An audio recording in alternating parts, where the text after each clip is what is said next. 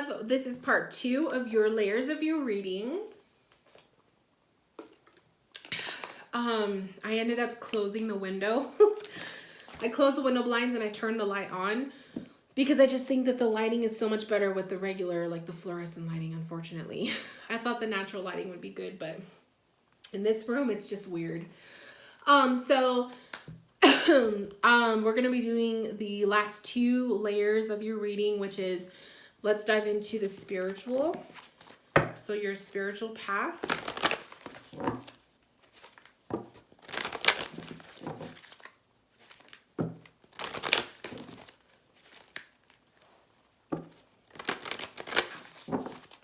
So the energies of your spiritual path. We have inner strength, listening, and inspiration. Oh, I love it. You know what? I'm going to pull from Gaia too. So let's pull from Gaia. Inner strength, listening, and inspiration. Spiritually speaking, you do listen. So I feel like it's like you have a lot of strength, but this is like powering up. Learning to turn inward when you need clarity, like when you need an answer. A reminder of that.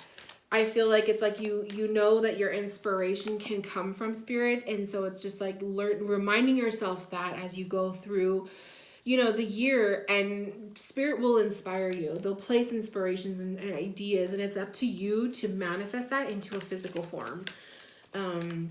Listening to your guides more often is coming up too with the listening card. And then the inner strength is like, you know, they can give you guidance and whatnot, but you have the power within yourself to make it what it is. So it's like I said, it's literally taking that inspiration, that spiritual inspiration, and manifesting it into physical form. Okay. We have jewel within the teardrop. Appreciation, spiritual, and emotional reconnection. So this could be strengthening your bonds with your guides, right? Maybe if you've lost touch with some of them, or if you've just kind of lost touch with your spirituality in general, and you've just been so busy with other stuff. This could be, you know, having that reconnection put into you, and I don't even know what I'm trying to say. Like reconnecting with your spirit guides is, I guess, is the best way to put it. Loss, grief, sadness, and resurrection. So there could be something that you're going through, especially with this one too, with the teardrop. An emotional release, perhaps an emotional withdrawal. Maybe you did step away from spirit at one point. These are endings of cycle times too, because we have a 10 and a 20. So 10 and 20s are very much the endings of long cycles. So spiritually speaking, this could be reconnecting after going through a lot. You know, you went through a lot emotionally during other aspects of your life. And so this can be the finality, the completion of it. Reconnecting, learning that, maybe that inner strength also is learning that you can't always have control over everything, and sometimes you have to learn to gain your strength and allow spirit to control the situation before you can. You know what? I hope that makes sense. Let's see. Ace of Cups, Knight of Swords, Hangman. I feel like this is like it's an emotional release, definitely, with the Ace of Cups coming up. But I feel like with the Hangman and the Knight of Swords, it's almost like allowing universe to take the reign, allowing universe to take the wheel, right?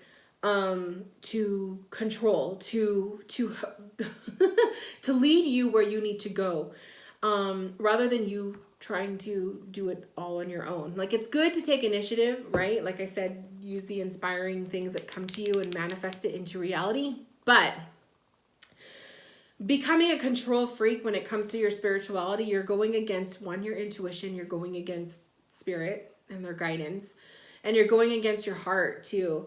So if you've been doing that, and maybe you were doing so a lot towards the end of 2019, that could come out as why you're feeling this emotional release, because you're finally giving up your control and you're allowing, you know, you're letting go and you're letting God, is like, I guess the best way to say it, like that, how those people say it. Let go and let God. It's emotional though. It's emotional. So there's been stuff for you to let go of, and it could be very emotional for you. There's nothing wrong with crying, right? There's nothing wrong with release. There's nothing wrong with letting that out. So if there is something bugging you that you know you need to let go of and you can't have control of anymore, and you're accepting that I can't do this on my own, let it go, babe. Let it go, right? It's easier said than done. I will say that. It's easier for me to tell you to let it go, but for some reason you've been holding tight on it. But this year is going to be the year I feel you're going to let it go. And the hangman is like, he just hangs there, right? He's just hanging out. He's observing. So if there's a situation that you're going through that you're trying to be in control of, sometimes you have to just let the universe handle it. And then you hang tight and pay attention to what's going on around you, right? You're observing what's going on around you, but you're not necessarily trying to control it. You are releasing your power. The power card in reverse came up. So you're releasing your power. You are releasing this hold that you had on your spirituality. We have heartache and loss in reverse. So you're letting that flow, right? And then we also have love begins in the reversed. So like, I feel like it's just, you gotta, there's a lot of things that you need to let go. You need to release things that you're holding on to, whether it's fears, things that you're trying to control because you don't think that anyone else, or that it won't get done correctly if you're not doing it. There's a lot of control that I feel happening here. So it's like, let it go. And that's a process too. It's not going to happen in one sitting. It's not going to happen in one sitting. This is something that's going to take time. But I feel like throughout 2020, that's going to be a big lesson. Letting go is going to be a big lesson for you. And this isn't just spiritually speaking, like this is love too. This is stuff from the past. This is like stuff from the past. This could be stuff with family, dealing with family. This could be like little issues that started so small and then they snowballed into this big issue, right? So I feel like it's just, you're learning to accept that I can't control everything and I don't have the power to control everything in my life. And sometimes I just have to trust that the universe is going to let it be with how it's supposed to be without my say so. So that's going to be a big lesson for you in 2020 for sure. Okay. Now let's look into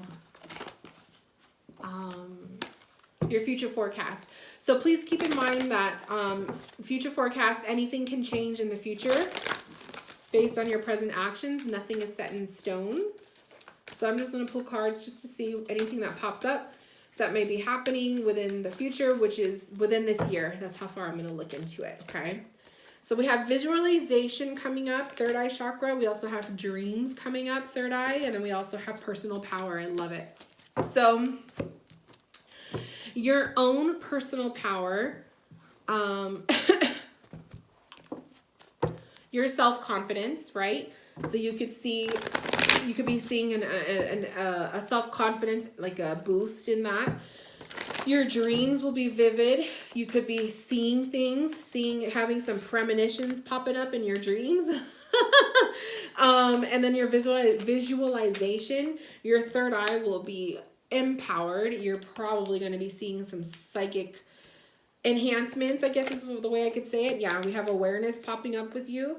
We also have discomfort and boredom coming up. So be aware that if there's a time this year where you're finding that boredom is creeping in and you're just not feeling passionate and not feeling connected, you're going to have to do things, activities, or tap into other parts that will help to kind of fix this part. But just be aware that boredom is going to be an issue in 2020. There could be boredom with projects you're doing, or boredom with a job, or boredom with a relationship, or whatever. It's part of life, right? But that's just to give you the awareness of like, this can happen. So when you start to see this taking place, before you're like 2 months in of like being unmotivated for 2 months and not getting anything done, you could start attacking it as soon as you see it start to creep in. Crown chakra is coming up in reversed again for you. So we just got done talking about the spiritual where there's stuff to release. So this year, definitely your crown chakra is going to be needing some extra love and care. So that's one thing you can write down in your notes is to like pay more attention to the crown chakra, to strengthen it. Like that's the one energy center that you need a little bit more love and self-care with.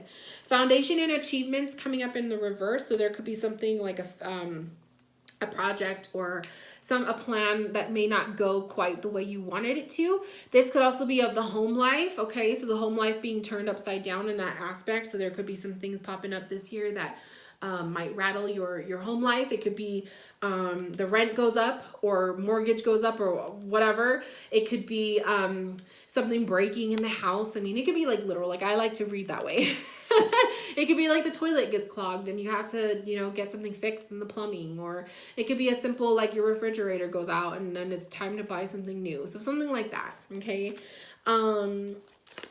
But it'll also be wise for you to make sure that you are doing things to strengthen the home life each month, right? Nice energetic cleanses. Pay attention if you're noticing something is like not working right correctly. Maybe it's like a time to get it checked out before shit hits the fan, right? We have material harvest in reversed. So I feel like it's like working on the projects that you already have going, right?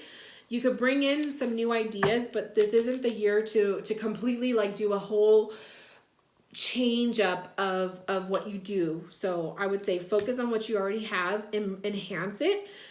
Bring in maybe 1 or 2 new ideas at a time, but you don't want to completely overwhelm. I just think of that 7 of Cups that we had earlier for you, where it was like, you have to reprioritize. You have a lot on your plate. You tend to put a lot on your plate. So try not to do so much of that. And transformation. So there could be some personal transformations, spiritual transformations coming up for you this year. A lot of changing, a lot of shedding the layers, okay? And just because, let's pull some tarot. So the tarot card, 4 of Cups is popping up, which is definitely that procrastination. So you like to procrastinate. You like to, push things off. You do overpile, like I said, you overpile your plate with things to do. And then because of that, the result I see is the, the 4 of Cups, like, whole shit, like now I'll have all this stuff to do. The 6 of Swords coming up is, like I said, that spiritual retreat, that energetic retreat, that emotional retreat. When shit gets tiring and toxic, you need to take care of yourself. Are you, making a plan to get away for the weekend could be one thing. This could literally be locking yourself up in the room so that you finish that project, right? Like we talked about before. And you need to practice more of getting yourself out of the toxic situations and retreating for peace. And then the 7 of Wands that came up again for you. So to me, that 7 of Wands is it's like a subtle warning that you may be dealing with people who are trying to come at you. This could be dramas. This could be, like I said, people who think that they have an opinion about your life. And then this also, I feel, is people trying to steal your ideas. So be very aware of that. So my love, this concludes your layers of you reading. I hope you enjoyed it. I hope it gave you a lot to think about. I'm sure it did. If you have any questions, comments, concerns, or feedback that you would like to give me, please send me an email. But I wish you all of the best. I hope you have a beautiful new year. I hope this helped you and that gave you something to consider and to think about and to work towards. I'm interested in seeing the beautiful, amazing projects that you have coming up in the future, and I look forward to connecting with you later. Bye, love.